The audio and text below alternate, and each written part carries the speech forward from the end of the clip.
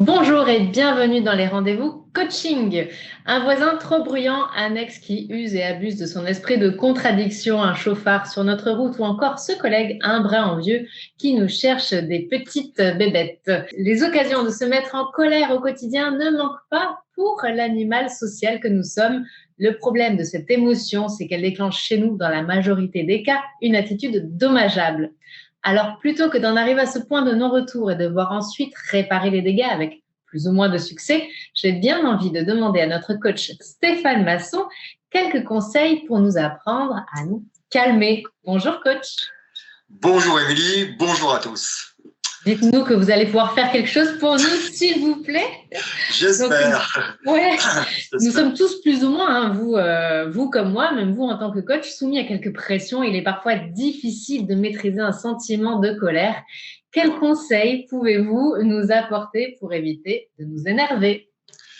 Les situations susceptibles de nous énerver sont nombreuses au quotidien. Vous en avez déjà cité quelques-unes. Le conducteur qui nous grille la priorité en voiture, la file qui n'avance pas au supermarché, le manque de signal sur votre smartphone quand vous voulez envoyer des messages.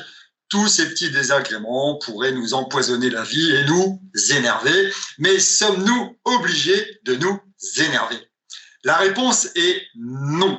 Mais bien entendu, la situation de l'énervement n'est pas si simple car c'est notre cerveau qui nous joue des tours dans ce domaine. Il nous propose des émotions qui ne sont pas toujours les bienvenues, comme l'énervement, le préalable à la colère. Alors comment ça marche ? Il interprète le décalage entre ce que nous voulons, nos besoins du moment, et ce que nous imaginons de la situation et la réalité que nous vivons. Et ce décalage provoque des émotions comme la surprise, la joie, la tristesse et parfois invite à notre insu à l'énervement, voire la colère. Sans juger s'il n'est bon ou pas de s'énerver, là n'est pas le propos, sachant que parfois ça fait du bien de s'énerver un bon coup pour passer à l'action, faire retomber la pression ou la frustration. Et si l'on respecte l'adage, la colère n'est pas bonne conseillère, sans oublier que le stress généré par la tâche d'énervement n'est pas bon pour la santé. Alors, au risque de faire grincer certains, je dirais que parfois l'énervement est choisi. Un exemple. Vous êtes en retard pour aller au travail et vous vous énervez derrière un automobiliste que vous jugez trop lent.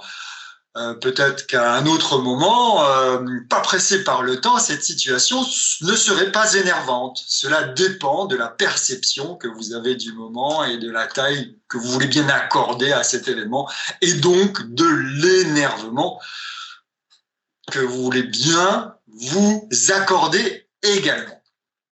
Alors, c'est aussi, ça dépend de l'état physiologique, si on est en forme, si on a mal au ventre, mal à la tête ou pas, de l'état d'esprit dans lequel nous nous trouvons au moment des faits qui peuvent agir. C'est le phénomène de l'accumulation qui provoque l'énervement pour le coup. Ça se comprend, on n'est pas bien, on a mal dormi, ça peut...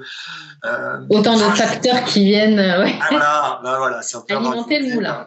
À l'énervement potentiel qui sommeille sur une situation. Alors, que pouvons-nous mettre en place pour prévenir l'énervement ou se calmer ? Alors, en un, ne pas s'énerver du tout. Ça serait évident, mais malheureusement, alors c'est un peu tel le moine bouddhiste qui reste calme et impassible devant une situation qui pourrait énerver n'importe qui d'entre nous. Là, il s'agit du contrôle métacognitif qui demande un travail sur soi, sur le long terme, pour gagner en zen attitude absolue. C'est faisable, mais c'est un gros travail. En deux, si l'énervement est installé, en sortir par des techniques cognitivo-comportementales. On avait déjà eu l'occasion d'en parler à d'autres moments. Alors par exemple avec la respiration qui fonctionne très bien pour calmer le système nerveux parasympathique, comme par exemple la cohérence cardiaque qui est un très très bon outil et qui marche instantanément. Le tout c'est de dire je suis énervé, vite un outil, je respire, je me calme. Ça marche bien. un réflexe. Oui, la cohérence cardiaque, c'est vraiment un outil précieux, on en parle souvent. C'est un outil précieux qui fonctionne très très bien et qui est quasi radical. C'est-à-dire en quelques respirations, on arrive à intérioriser, à se concentrer sur la respiration et à bien redescendre. Et en 3, alors là c'est un peu plus perché, comme on peut dire, c'est accueillir l'énervement comme un événement que vous allez observer et maîtriser simplement en le qualifiant et en vous sortant de cet état néfaste pour vous. C'est un peu faire preuve de pleine conscience et se dire mais qu'est-ce que je fais? Je n'ai pas besoin de ça et je m'en extrais. Alors pareil, hein, facile à dire mais pas facile à faire. C'est un peu comme notre moine bouddhiste. Hein. Ça demande un petit peu de travail sur soi avec des techniques cognitivo-comportementales.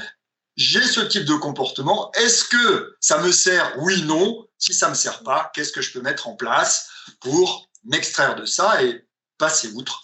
Pareil, facile à dire, pas facile à faire. Oui. Avec un travail bien fourni, on y arrive. Et si vous en ressentez le besoin sur ce type de problématique, n'hésitez pas à vous faire accompagner d'un professionnel qui dispose justement de techniques et d'outils très efficaces dans ce domaine.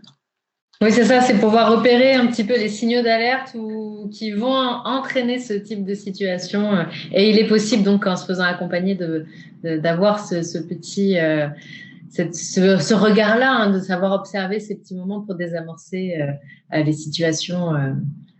C'est ce qu'on appelle aussi la maîtrise de soi. La maîtrise. Alors, ça demande un travail. On peut dire qu'on perd un peu en naturel, mais se maîtriser dans certaines situations et de bon ton. Très bien. Surtout, nous ne sommes pas tous bouddhistes et effectivement, donc parfois, on gère ça plus ou moins bien. Et il ne faut pas hésiter, comme vous le disiez justement Stéphane, à se faire accompagner, notamment si on est sujet à la colère, si on a du mal à maîtriser cette émotion-là, ou d'ailleurs toute autre émotion, hein, on le rappelle, dans la gestion d'émotions, peut s'améliorer en se faisant accompagner. Vous êtes vous-même donc coach professionnel certifié et on peut vous consulter pour ce type de problématique. Comment vous consultez Stéphane? Via mon site internet Stéphane-du-6 maçon.fr. Il ne faut surtout pas hésiter. Comme le dit Stéphane, il y a plein de petits outils à mettre en place au quotidien. Et puis voilà, une fois qu'on les possède, on peut les appliquer dans plein de situations. Merci Stéphane. Et puis je pense on est prêt, voilà, à passer un bon week-end sans s'énerver, à redescendre au calme. Voilà, essayons de prendre toujours du recul, même si on le sait parfois, il y a des pulsions qui nous empêchent ça. Mais voilà, si on respirait un grand coup, et on vous renvoie justement sur la vidéo qui parle de la cohérence cardiaque, un outil très très intéressant. À très bientôt, Stéphane. À bientôt, Mélie. À bientôt à tous. Au revoir. Et merci à toutes et à tous de nous avoir suivis. À très bientôt.